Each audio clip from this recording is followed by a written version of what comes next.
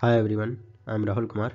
Now recently India का directorate general of foreign trade DGFT के द्वारा अनाउंस किया गया है 1 नवंबर 2023 से जितने भी लैपटॉप्स, कंप्यूटर्स और उसके कंपोनेंट्स हैं जो कि harmonise system of nomenclature HSN code 8471 के अंडर आते हैं, उसका इंपोर्ट इंडिया में बैन हो जाएगा। जो HSN कोड है वो डेटा प्रोसेसिंग मशीन के अंडर क्लासिफाइड किया जाता है।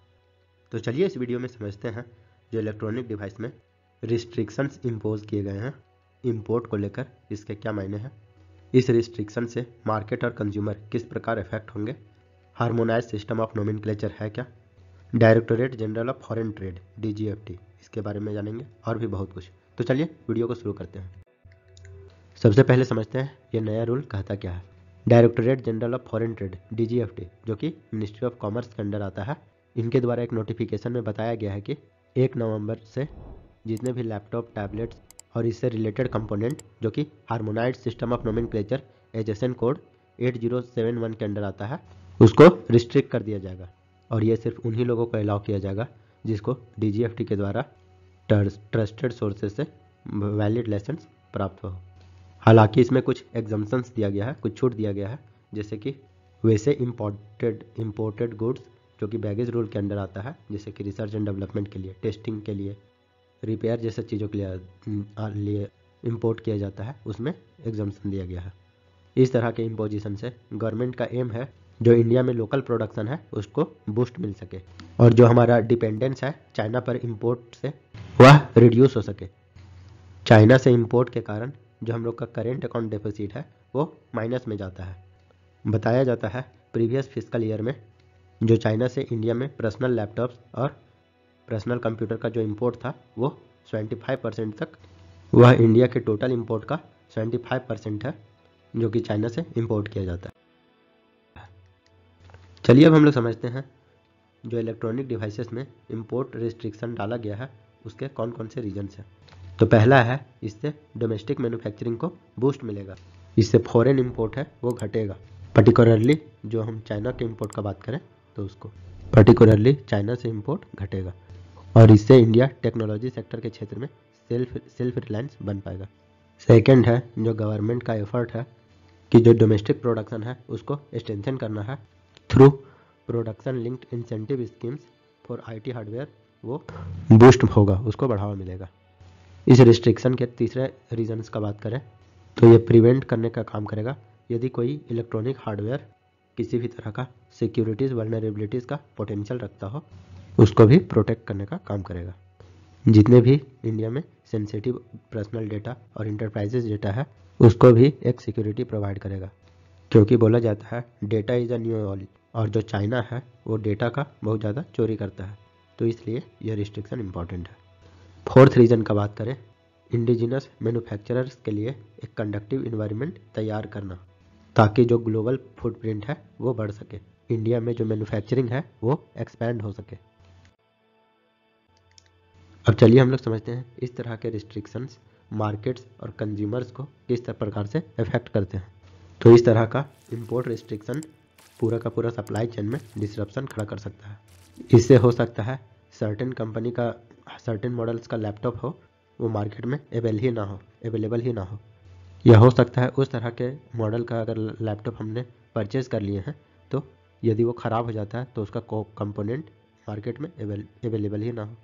इस तरह का पॉलिसी शॉर्ट टर्म में जो सप्लाई चेन है उसमें एक क्रंच देखने को मिलेगा और यदि कोई इंपोर्टर उस चीज़ को इंपोर्ट करना चाहते हैं तो उनको लाइसेंस लेना पड़ेगा और अप्रूवल के लिए वेट करना पड़ेगा, जिससे हो सकता है लैपटॉप और उससे जुड़े कंपोनेंट का प्राइस हाई हो लोअर अवेलेबिलिटी होने के कारण। इससे जो डोमेस्टिक मैन्युफैक्चरिंग है तो इस तरह के रिस्ट्रिक्शन से कंज्यूमर ज़्यादा से ज़्यादा जो लैपटॉप्स, कंप्यूटर्स, टैबलेट्स हैं वो लोकली प्रोड्यूस मैन्युफैक्चरर से खरीद सके, क्योंकि जो इंपोर्ट है वो तो लिमिटेड है। इसलिए इस तरह के restrictions domestic laptop manufacturing capabilities को बढ़ा सकते हैं और इससे मोर एडवांस और कॉम्पिटिटिव प्रोडक्ट्स तैयार किया जा सकता है। तो थर्ड है इस तरह के पॉलिसी से जो एग्जिस्टिंग प्लेयर है जैसे कि Dell, HP, Lenovo, Acer, Asus और एप्पल जैसे कंपनी जो कि मोस्ट ऑफ द प्रोडक्ट वो चाइना से ही इंपोर्ट करते हैं और चाइना के अलावा वियतनाम, ताइवान और कुछ अदर कंट्री से भी इंपोर्ट करते हैं। तो या तो वे अपना प्रोडक्शन इंडिया शिफ्ट कर लेंगे या तो कोई लोकल मैन्युफैक्चर से तैयार करवाएंगे जो कि उस कंपनी के क्वालिटी स्टैंडर्ड के हिसाब से होगा। ये पॉलिसी लाने का चौथा एम है।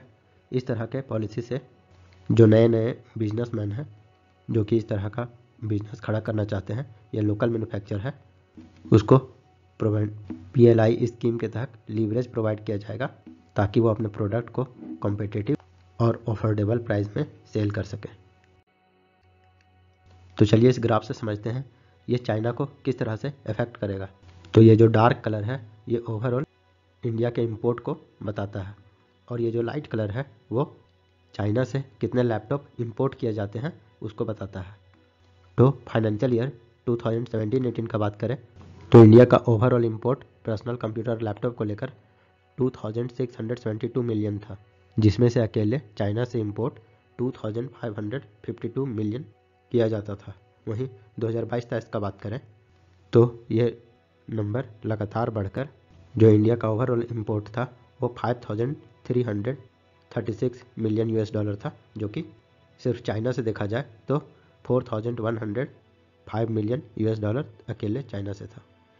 और फाइनेंशियल ईयर 2021-22 का बात करें तो इसमें इंडिया का ओवरऑल इंपोर्ट लैपटॉप और पर्सनल कंप्यूटर के क्षेत्र में 7320 मिलियन US डॉलर था, जो कि अकेले चाइना से 5340 मिलियन US डॉलर चाइना से ही अकेले इंपोर्ट हुआ था।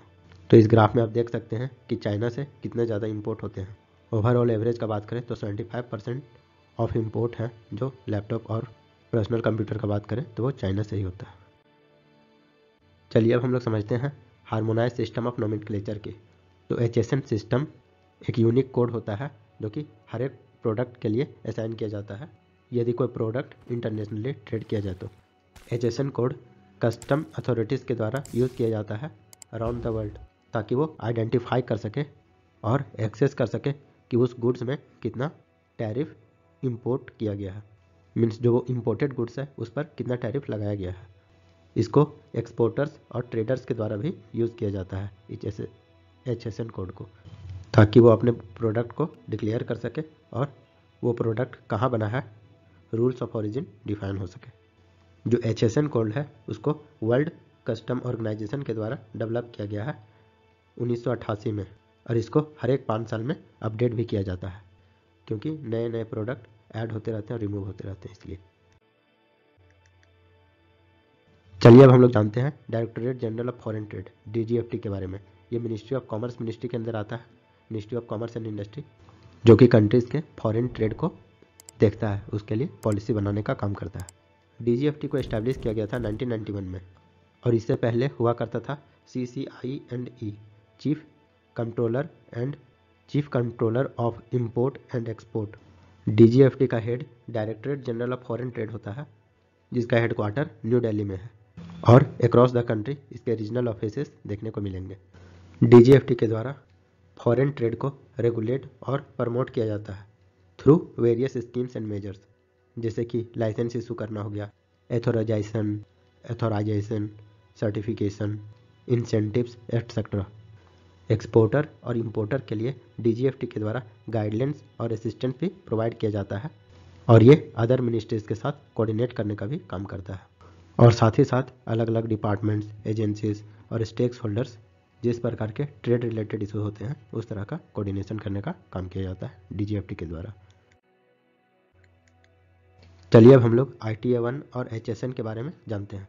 तो टेक्नोलॉजी एग्रीमेंट को ITA-1 को 1996 में इस्टेब्लिश किया गया था 29 मेंबर्स के साथ और इंडिया इसमें 1997 में इसका मेंबर बना।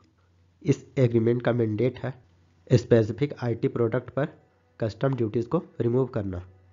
प्रोडक्ट जैसे कि इसमें प्रोडक्ट का बात करें तो लैपटॉप्स और कंप्यूटर जो कि HSN कोड के द्वारा आइडेंटिफाई किए जाते हैं, जो कि global classification system for taxation का पार्ट है, उस पर कस्टम ड्यूटी को रिमूव करना। HSN का मतलब होता है हार्मोनाइज सिस्टम ऑफ नोमेनक्लेचर, जो कि वर्ल्ड कस्टम ऑर्गेनाइजेशन के द्वारा मैनेज किया जाता है। तो यदि आपको वीडियो अच्छा लगा हो तो लाइक करें, सब्सक्राइब करें और शेयर करें एंड थैंक्स फॉर वॉचिंग।